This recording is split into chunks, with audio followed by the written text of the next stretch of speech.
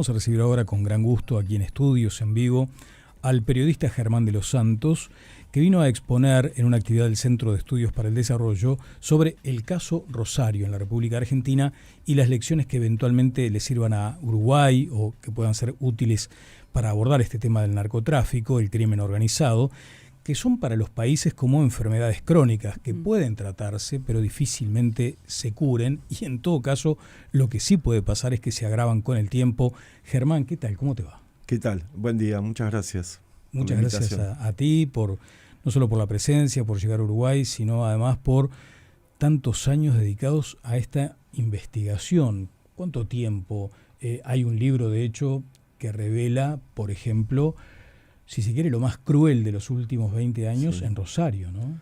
Sí, ese fue el primer libro que escribimos, que se llamó Los Monos, que contamos la historia de un clan criminal surgido de la más extrema pobreza que después termina por algunos momentos hasta dominando la ciudad, generando sobre todo tensiones muy fuertes con violencia extrema y derramando un miedo que después la población lo absorbe, porque no estamos acostumbrados en esta parte, yo creo, ni en Uruguay ni en Argentina, de vivir situaciones tan extremas, sobre todo cuando la violencia se hace pública de forma cruel. Y el narcotráfico, como vamos viendo, va como incrementando esa violencia. Que la es estrategia es el terror, o sea, es terrorismo, claro, también en sí mismo, ¿no? Sí. O sea, te van como arrinconando de tal modo que no te animás ni siquiera, muchas veces en el caso de los periodistas como vos, es difícil hasta publicar, hablar, hacer notas. Sí, en marzo del año pasado ocurrió un hecho que fue como un punto de quiebre, que se agruparon todas las bandas criminales, la mayoría, las más poderosas de Rosario. Muchas de ellas estaban enfrentadas, pero con una visión común, que era generar terror en la ciudad. Entonces salieron a matar gente al azar. Tremendo. Primero asesinaron a 2 taxistas, entonces las calles quedaron de alguna forma afectadas por un paro de taxis. Después, al otro día matan a un chofer de ómnibus, se paraliza el transporte público y después terminan asesinando a un empleado de una estación de servicio, con lo cual deja de haber venta de combustible en la ciudad y ya paran las escuelas. Hay como un paro decretado por el propio crimen organizado, que eso no había registros en la Argentina ni en ninguna ciudad. Y lo más terrible de esto, yo voy a publicar un libro ahora en marzo sobre esta historia, es que estos crímenes los llevan adelante chicos de 14 y 15 años, que no sabían a quién iban a matar, y que actúan como asesinos profesionales. Las imágenes de cuando matan a un muchacho que era empleado en una estación de servicio es terrible, lo matan en 3 segundos. Sí. Y después se comportan, horas después, que cobran 200.000 pesos argentinos por cada muerte, como adolescentes. Van a un shopping, compran zapatillas, se cortan el pelo y comen alfajores. Digo, también tenemos que ver estas cosas como el narcotráfico, el crimen organizado ha penetrado de forma tan aguda en algunos territorios, en algunos barrios, donde hoy el referente social se convierte en algo que hasta no hace mucho tiempo era atroz para la propia gente. Sí, te daba vergüenza, hoy es orgullo. No, y aparte cómo se va en cierta forma naturalizando eso, ¿no? Porque es lo que vos decías, esto que después con ese dinero van, se compran cosas para su vida diaria. Germán, ¿y cómo es por decirlo de alguna manera, no es evolución, pero cómo son los pasos que siguen a esto? Porque hablamos de todo esto también del rol del Estado, cómo el Estado va cediendo lugar. ¿Qué es lo que viene? Porque nosotros vemos la película de Rosario, no estamos nada lejos, estamos geográficamente cerca. Y vemos lo que ha pasado en Río también, y nos empezamos a preguntar, ¿no? ¿Dónde estamos nosotros? Y cómo son esos capítulos que siguen también, ¿no? Sí, que además Montevideo y Rosario son de alguna forma dos ciudades muy parecidas, Totalmente. con una contextura urbana similar, el puerto, casi digamos. mellizos. Sí. Claro. Se suelen comparar mucho. Y el fútbol, además. Entonces, digo, pero Rosario fue atravesando y quemando etapas que a mí me parece que por ahí Montevideo y Uruguay de alguna forma pueden estar a tiempo. En el año... El 13 de octubre de 2013, por ejemplo, atentan contra el que era el gobernador de la provincia de Santa Fe. Rosario está dentro de esa provincia. Y casi lo matan. Estaba mirando televisión, un partido de fútbol, y varios sicarios, desde la puerta, desde la calle, disparan con intención de matarlo. Y, digamos, ese año fue como... El primer momento donde, digamos, incluso hasta la clase política, como que el impacto fue muy duro, porque había crímenes a plena luz del día en la calle y además habían intentado matar al propio gobernador. Claro. Pero después las herramientas que se usaron tampoco terminaron de funcionar, por eso digo es complejo. Desde ese momento el gobierno nacional empieza a mandar gendarmes a Rosario, se militariza la ciudad y estuvo 10 años sin que eso no funcionara. Germán, naturalmente tenemos que traer a esta conversación una circunstancia similar que sucedió con la fiscal subrogante Mónica Ferrero, Sí. donde ni más ni menos le dejaron instalada y estalló una granada, ¿no? Sí, gravísimo. Y ahí lo que falló fue la puntería, en todo caso. Y lo que se menciona es que tal vez por la propia idiosincrasia, esa aparente singularidad uruguaya, las defensas estaban muy bajas, como muy amparadas en esa frase, acá no va a pasar. Y sin embargo, llega el momento y sucede. Vos decías, tal vez en Uruguay se esté a tiempo de. ¿Cuáles son aquellos elementos que juzgás como importantes a esta hora, más, ya no digo ni siquiera en la prevención, pero sí en amortiguar estos impactos?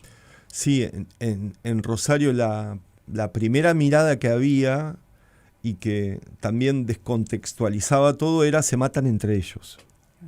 Es un problema que ocurre en la periferia, en los barrios más pobres. No es nuestro problema. No es nuestro problema. Bueno, eso después obviamente que fue una lectura muy errada porque toda la ciudad quedó inmersa en estas escenas de terror. Y ahí hubo varias alertas que se fueron encendiendo. El desafío de digamos, y el crecimiento de las bandas narcos ya cuando hay un desafío directo al Estado, la penetración social, eso yo insisto, para mí es algo que hoy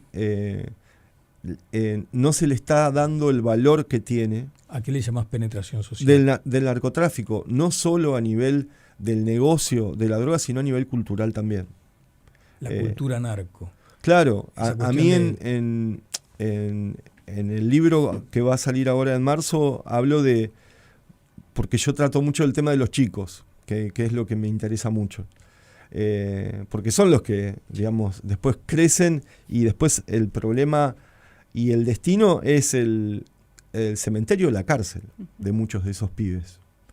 Y la referencia que tienen ya no es el trabajador, el tipo que vuelve a la casa cansado, muchas veces con las manos llenas de cal porque es albañil, porque hace changas, sino el que se mueve en una moto con una pistola en la cintura. Entonces, cuando a mí me parece que el Estado muchas veces está en inferioridad para competirle a eso. ¿Cómo compite? ¿Cómo se generan nuevos referentes? Acá hubo una muy fuerte polémica cuando aquí mismo en Sarandí, en Radio Sarandí, el actual ministro del Interior, Carlos Negro, dijo que había que dejar de lado ese concepto de la guerra contra el narco, porque entendía que ya partía de la convicción de la seguridad de que esa era una guerra perdida, porque se enfrentaban dos situaciones totalmente distintas, ¿no? ¿Entendés que efectivamente el marco teórico no va por una guerra al narco? Sí, yo por eso mismo que veníamos hablando antes. Yo creo que no es solo una cuestión de seguridad, sino que esto ha derramado en todo, en la economía, en lo social y en lo político. En la economía hoy también estamos viendo que mecanismos de lavado de dinero en los que la persecución del Estado está años atrás. Hoy el uso de la tecnología, el tema de las criptomonedas, las billeteras virtuales, hacen todo muy complejo. Y si uno ve cómo se mueven los propios estados en los países del Mercosur, es de forma discoordinada, lenta, y uno ve que ya la visión de un grupo narcocriminal como los brasileños, Primer Comando Capital y Comando Vermelho, ya es con una concepción de multinacional, que irradia sobre todo hoy lo que estamos viendo en la hidrovía Paraná-Paraguay, que se convirtió después de la pandemia en una ruta de salida de la cocaína que se produce en América Latina, en Colombia, Perú y Bolivia, que hoy está llegando a niveles récord, porque hay una demanda mundial también de esa droga. Entonces, todo se hace más difícil, digo, en ese contexto, y que me parece, por lo que uno estudia y ve, que el Estado está, por eso, rezagado. Y también cediendo espacio que es ocupado por los narcos, ¿no? Germán, vos hablábamos antes de salir al aire de lo que estaba pasando en Río, y vos observabas, sí, también hablábamos de la realidad de las favelas, cómo hay hasta servicios que brindan los grupos criminales. Contanos un poco esa percepción. Sí, hay un colega amigo, Alan de Abreu, que ha hecho investigaciones muy, muy buenas en la revista Piauí, que él contaba que, por ejemplo, Comando Vermelho ya brinda distintos servicios dentro de la favela y está en los barrios linderos, de, por ejemplo, internet, telefonía, transporte público y hasta escuelas propias. Con lo cual es un estado dentro de otro estado. Y bueno, se ve cuando el enfrentamiento con las fuerzas de seguridad, o sea, queda al descubierto de que incluso hasta militarmente están a la par. Claro. Nosotros hemos seguido mucho el tema de la venta y el tráfico de armas en la región, y bueno, los brasileños están comprando fusiles que están en poder de las propias Fuerzas Armadas. En Argentina hubo un robo hace unos años atrás de 450 fusiles FAL que terminaron en las favelas de Río de Janeiro. O sea, y en las armas incautadas la semana pasada nosotros detectamos uno de esos fusiles. Uh-huh. O sea que en capacidad de fuego están ahí. Claro. Están iguales. Sí, lo cual hace, digamos, la situación la hace muy peligrosa. Pero volviendo al tema de la penetración social, nosotros en Rosario hemos trabajado mucho el tema sobre todo de cómo el narco se mete en el asistencialismo, Claro. En la necesidad de la gente, sobre todo cuando hay personas muy vulnerables que no tienen para comer. Y el rezago lo van ocupando ellos. Claro, que les brinda el líder, uno de los fundadores de la Banda de los Monos, tenía un comedor comunitario que él distribuía 300 raciones de comida por mediodía. Cuando lo fueron a detener, la propia gente del barrio se levantó, porque él había construido las lealtades, digamos, de esa manera. Sí, generando como círculos de seguridad también, ¿no? Claro, o sea, sí. Que tarden más. Y en base a las necesidades, y que el dinero que la comida que repartía era del Estado. O sea, eran cajas de alimentos que, digamos, se desviaban del propio Estado y terminaban en manos del narco. Claro. Seguramente, Germán, no hay, obviamente para este caso no hay soluciones mágicas. En todo caso, hay un riesgo de que si no se toman medidas eficaces se transforme en un Estado fallido, ¿no? Como también ha sucedido. Y sin que haya justamente una receta, ¿por dónde empezarías? Vos dijiste, Uruguay todavía está a tiempo, ¿no? Uh-huh. ¿Está a tiempo haciendo qué? ¿O dejando de hacer qué cuestiones? O sea, ¿cómo hay que encarar un asunto tan delicado que tiene además otro centro de poder muy importante, que son las cárceles? Y aquí las cárceles las tenemos saturadísimas. Sí. ¿Cómo se encara una posible, ya no digo solución, pero sí una posible vía de escape para no ser un Estado fallido? Claro, bueno, el tema de las cárceles no está en la agenda política, digamos, de ninguno de los países de la región, pero es para mí uno de los principales problemas. Volvemos al tema de la ajenidad. Esto pasa. Claro, y si vemos el caso de los brasileños, yo lo investigué mucho, sobre todo en Paraguay. En Paraguay, las 12 cárceles paraguayas están dominadas por Primer Comando Capital, que no es una organización criminal, sino ellos se definen como una hermandad criminal. Que eso es algo muy novedoso. Muy sintomático. Con ritos de iniciación y de financiamiento interno que yo no sé si alguna empresa los tiene y los cumple de forma tan eficiente. Pero, por ejemplo, el preso que sale en libertad financia al que está dentro de la cárcel. O sea, hay una cuestión de solidaridad también. ¿Y que cómo lo financia? Bueno, con el narcotráfico o con golpes muy importantes, asaltos millonarios. Pero digo, hay todo un sistema de funcionamiento que se da desde las cárceles y que en Brasil surge a partir de las malas condiciones, del hacinamiento, que se fueron creando estas bandas. En la Argentina ocurrió con el tema de los monos y Esteban Alvarado, que hoy esas dos organizaciones, los líderes están en pabellones de alto perfil, que si uno ve, están en condiciones más duras que en El Salvador. O sea, por ejemplo, yo lo he trabajado esto hace muy poco tiempo, el líder de los monos no puede ver el rostro de ninguna persona, ni siquiera de los guardiacárceles. Claro. Que van con la cabeza tapada y no tiene contacto con ningún familiar. Por eso son situaciones muy extremas, que se ha llegado a esa situación porque no funcionó todo lo otro. Claro. Viste que se habla y a veces se critica mucho creer en esa excepcionalidad uruguaya. Acá esto nunca va a pasar. ¿Cuáles son, desde tu punto de vista, los cortafuegos que deberían operar ya mismo en Uruguay? Porque además conoces nuestra realidad. Sabemos también que ha habido un avance del narco, sabemos de la notoria incidencia que hay en los establecimientos de reclusión. ¿Cuál es, desde tu punto de vista, y además muy documentado, por cierto, el primer paso que debería dar Uruguay? Sí, yo creo que me parece que la alarma que se encendió con el atentado a la fiscal Mónica Ferreiro es importante, porque por eso marca que hay un desafío del narcotráfico hacia el propio Estado que bueno, debe haber respuestas. Yo también digo que no solo, los países internamente tienen que buscar soluciones, sino de forma coordinada, como mencionábamos antes, que estos grupos actúan y viven como multinacionales y los propios estados parecen muy rezagados, muy lentos.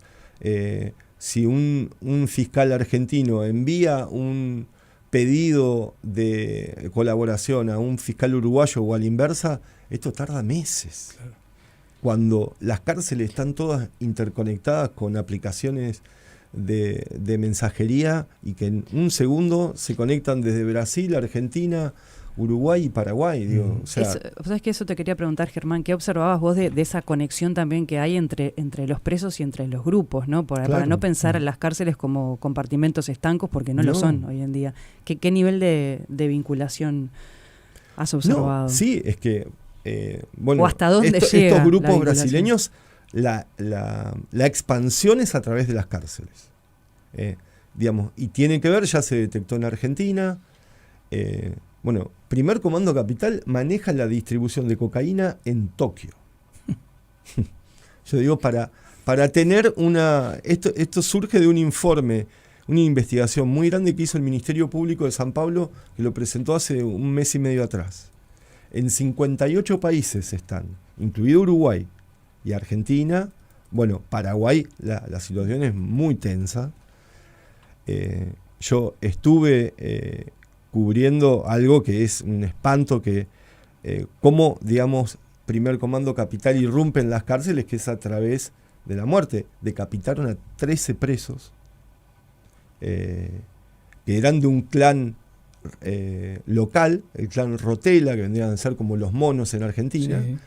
y que, bueno, marcaron bandera así, llegamos y hacemos esta masacre. Ujú. O sea, por eso digo, niveles que no estamos acostumbrados en estos países de crueldad tan grande, Ujú. y que cada tanto aparecen y que no, tomamos dimensión de pronto por un momento, como fue con el atentado a la fiscal Mónica Ferrero, de la intensidad y el poder que puede tener el crimen organizado. Pero me parece que está en el día a día, y eso es lo que el peligro de no percibirlo, digamos, el poder que tiene. Claro, bueno, ahí quería plantearte justamente esto que lo manifiesta Mónica Ferrero, ¿no? ¿Cuánto de ingenuidad hay en el abordaje de estos temas? O también, bueno, la ingenuidad o la sensación esa que decíamos, ¿no? Acá en Uruguay no pasa, sin embargo, hay evidencias de que sí, que efectivamente algo ya traspasó una frontera invisible. Porque de hecho, cuando dice, por ejemplo, la fiscal Ferrero, miren la situación de Uruguay, donde a mí no me mataron por 15 centímetros. Según el informe, dice, además por 15 centímetros una esquirla de esa granada me podría haber quitado la vida. Y eso fue en una zona normal de Montevideo, tampoco es que se haya tratado... No, fueron al centro de la cuestión. Entonces, ¿cuál es la principal ingenuidad que habría que evitar? Porque aquí entendemos eso, ¿no? Bueno, acá no va a pasar nunca, acá estamos muy organizados. ¿Cuál es el encare que debe darse? A tal punto, ahora estaba leyendo, por ejemplo, el sistema político dice, no van a conseguir mucha gente que se dedique a combatir el narcotráfico, y menos después de lo que pasó conmigo. No, También, y además otra cosa que plantea Ferrero en comisión, que lo planteó, es que van a ir por legisladores, que van a ir por periodistas, además de ir y por la, fiscales. y la infiltración, Exacto. ¿no? En O los sea, poderes del abogados que de pronto Sí. responden al narco y tratan de infiltrarse. Les repetía hace un momento, en Rosario eso lo fuimos viviendo. Incluso el tema de las amenazas contra los periodistas. Empezaron a aparecer hace unos años atrás banderas en la puerta de los canales de televisión que anticipaban, tenía escrito, vamos a matar periodistas, y disparaban contra los canales de televisión. Yo me tuve que ir de Rosario durante bastante tiempo, viví con custodio más de 7 años, pero digo, son las consecuencias porque, digamos, ese desafío del crimen organizado es contra quien de alguna manera los revela o los enfrenta. Y lo que ustedes comentaban antes de las complicidades, que a mí eso me parece que es uno de los principales problemas que enfrentamos, porque grupos, por ejemplo, como en Rosario los monos, no hubieran sido posible que crecieran tanto sin las complicidades. Una investigación que yo hice este año terminó con el juez federal de Rosario preso, que se llama Marcelo Bailaque, y que te da la pauta de cómo funciona también esto. Porque ¿qué es lo que daba el juez? Tiempo. Y el tiempo es clave. En esos 6 años que no investigó a este narcotraficante, que se llama Esteban Alvarado, creció su fortuna y mató a más de 80 personas. Entonces, el tiempo, mirá lo que generó. Sin hacer nada. O sea, ¿cuál era el rol del juez? No hacer. Acá tenemos la presencia de... Te quiero hacer una pregunta bien desde lo humano, ¿no? Porque tendrás familia. ¿Cómo encarás, por ejemplo, un momento familiar cuando te dicen, che, ¿y esto cuándo lo vas a largar? O sea, ya está, ya fue. No te arriesgas más. ¿Y cómo haces para seguir? No, fue durísimo para mí. Sobre todo, yo tengo 2 hijos. Bueno, yo estuve un tiempito acá en Uruguay, de incógnito, obviamente, pero sí. Es muy difícil. Y te digo, muchas veces uno tiene o sabe que el riesgo es mayor, no tanto con los narcos, sino con personajes poderosos de la escena pública como este juez. Porque, digamos, una investigación que te termina llevando a la cárcel, en este caso está preso en su casa, pero era una persona de muchísimo poder. Estábamos repasando algunos de tus trabajos, Germán. Estamos hablando con el periodista Germán de los Santos, que va a exponer además aquí en Uruguay el caso Rosario, Lecciones para Uruguay. Y tomando como referencia esa ponencia que la vas a hacer ante la gente del CED, del Centro de Estudios para el Desarrollo, ¿cuál es, desde tu punto de vista, para que no sea demasiado tarde, la gran lección que tiene que tomar Uruguay para evitar esta escalada? Sí, me parece a mí que es lo que no hubo en la Argentina, que es un consenso político de alguna base de decir, bueno, el crimen organizado es una realidad, es un problema y que además está en permanente evolución. Si la justicia, la clase política y los sectores económicos, que son muchas veces los que viven de esto, no hay, digamos, una capacidad de generar acuerdos, me parece que es difícil, porque desde el punto de vista también de la persecución y la investigación y el cumplimiento de la justicia, las cosas deben también armonizarse a los momentos que van generando estos grupos criminales, que son críticos y que son hasta excepcionales en algunos puntos, como ocurrió en Rosario, donde las condiciones carcelarias para los líderes de estas organizaciones, bueno, claro, tienen que ser excepcionales, porque si no se tornaba invivible la ciudad. Simplemente como referencia, el Centro de Estudios para el Desarrollo, las embajadas de Estados Unidos, Israel y la Unión Europea están convocando a este evento sobre crimen organizado y terrorismo, amenazas y percepción del riesgo en Uruguay, que se va a desarrollar a partir de mañana en el piso 40 del World Trade Center, y uno de los invitados más destacados es quien está con nosotros ahora en estudios, Germán de los Santos, periodista de La Nación. Y le decíamos esa dimensión humana, ¿no? Y también apelando a lo humano, y como cierre, nos queda como cierta ingenuidad, porque decís, no, lo que pasa es que esto con educación podría ser modificado. El cambio viene a través de la educación. Lo que sucede es que cualquier cambio en la educación lleva una década o más todavía. Ahora hay que apagar incendios. Sí, y que además los cambios en materia de educación tampoco han funcionado como esperábamos, digo, en toda la región. Bueno, hay un especialista, un politólogo, Juan Pablo Luna, claro, acá, que ha escrito muchísimo sobre eso, que es excelente, de también cómo el escenario social ha cambiado, y que por eso el Estado muchas veces está con otra película, y que es necesario estar, digamos, con los pies en el barro para también tener noción de lo que pasa, y muchas veces estamos lejos. No se tiene esa noción. Bueno, Germán de los Santos, periodista de La Nación, experto, especialista en estos temas vinculados al narcotráfico, al avance del narcotráfico, estuvo con nosotros aquí en Informativo Sarandí. Muchas gracias. Muchas gracias a ustedes, un gusto. Muchas gracias, Germán.